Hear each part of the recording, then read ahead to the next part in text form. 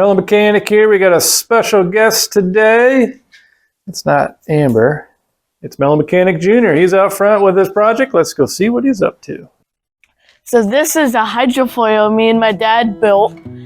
And I've always wanted to build a hydrofoil because my dad tried to build a hydrofoil, a manual one with pedals and crank gear, but it didn't really work out because he didn't build the wing and it didn't float very well.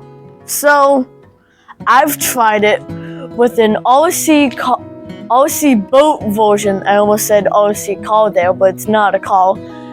And it is propelled by air propeller instead of a water propeller inside the water, because this boat rises out of the water and flies almost like an airplane, but with the wing underwater.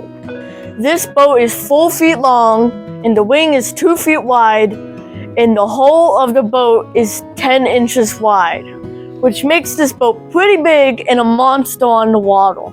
So this is the front mechanism of the hydrofoil, and it consists of a smaller wing and a rudder, and the front foot which follows the level of the water.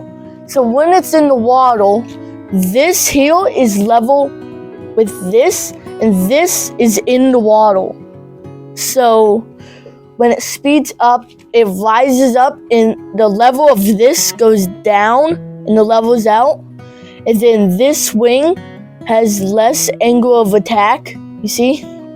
So it levels itself out, and it coasts across the water easily. We're in the shop here, and we need to modify this front foot, and we need foam to do that. And so we have this extra piece of foam from a previous project, which we're going to use to make the new front foot, which is going to be larger and bigger than the foot right there. And it'll hopefully make the hydrofoil perform better. I think for the front foot, it needs to be 1 inch longer and 1/2 inch wider on each side. So I guess I need to go cut that piece of foam. Don't forget to wear your safety glasses.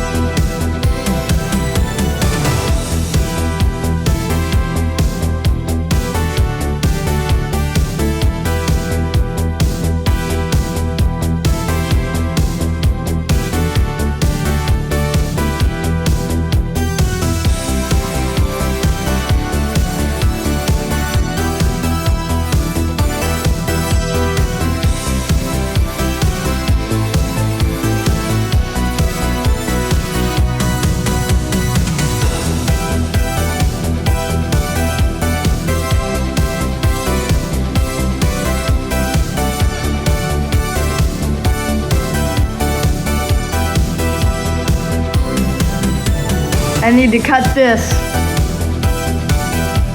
Magic.